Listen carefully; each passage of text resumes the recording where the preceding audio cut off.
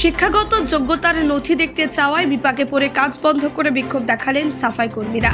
বৃহস্পতিবার সকালে মালদা মেডিকেল কলেজে ঘটনাটি ঘটেছে। মেডিকেল কলেজে 170 জন অস্থায়ী সাফাই কর্মী রয়েছেন। প্রায় 30 বছর ধরে তারা কাজ করছেন হাসপাতালের বিভিন্ন ওয়ার্ডে। হঠাৎ করে সরকারের নতুন আইনে যারা কাজ করছেন তাদেরকে শিক্ষাগত যোগ্যতার জন্য 8ম শ্রেণীর পাস সার্টিফিকেট দিতে হবে। কিন্তু সাফাই কর্মীদের দাবি, তারা এতদিন ধরে কাজ করে আসছে কোনো রকম সার্টিফিকেট না দিয়েই। তারা সাফাই কর্মীর টিপসই দিয়ে বেতন তোলেন। তারা সার্টিফিকেট কোথায় পাবে? অন্যদিকে যিনি কন্ট্রাক্টর রয়েছেন তিনি জানাচ্ছেন এটি সরকার নতুন নিয়ম করেছে, তাই সকলকে সার্টিফিকেট দিতে হবে। তাই নিয়ে সকাল থেকে মালদা মেডিকেল কলেজ হাসপাতালের সমস্ত কাজকর্ম বন্ধ রেখে আন্দোলনে নেমেছেন অস্থায়ী সাফাই কর্মীরা। পাশাপাশি এখনো পর্যন্ত তাদের পুজোর বোনাস তারা পায়নি, সে দাবিকে সামনে রেখে আন্দোলন করছেন অস্থায়ী সাফাই কর্মীরা। আমরা আজকে স্ট্রাইক করছি, আমাদের দীর্ঘদিন ধরে যে কাজ করছি, তো আমাদেরকে তো বোনাস বলেছে 25 তারিখে দেবো, কিন্তু এখনো আমরা কোনো বোনাস পাইনি।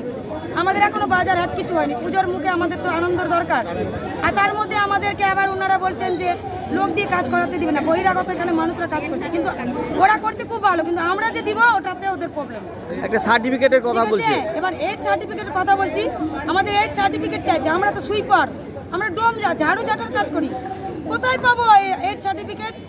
আমাদেরকে যখন এনারা কাজে জয়েন করলো, টাকা পয়সা সবই নিয়েছেন ওনারা, অনেক দিয়েছি আমরা, এটা ওটা দিয়ে ভালো মন্দ লোভ করিয়ে আমাদেরকে ওরা কাজে নিয়েছে।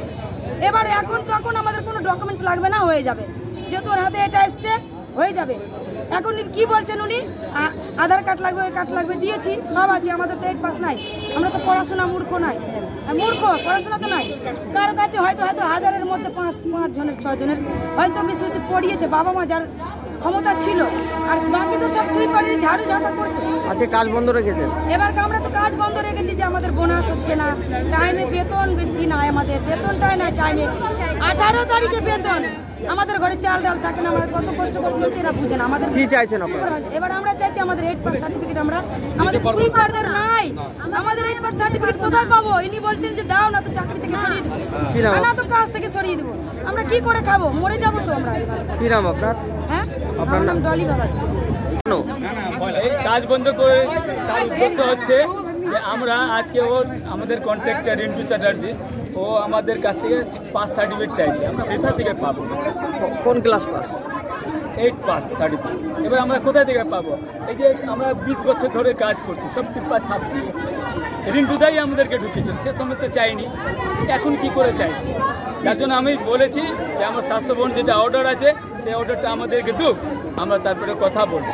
যার জন্য আমরা কাজটা বন্ধ করে রেখেছি। কি চাইছেন আপনারা? আমরা চাইছি যে আমাদের অনেক ছেলে পেলে আছে যারা 20 বছর ধরে কাজ করছে, কোনো সার্টিফিকেট নাই, সে কোথা থেকে নিয়ে আসবে? খাবে কি এরপরে? কতজন আছে আপনারা? 170 জন। 70 জন। আপনার নাম? নাম অশোক। মালদা থেকে পরিতোষ সরকারের রিপোর্ট, কুলিক নিউজ।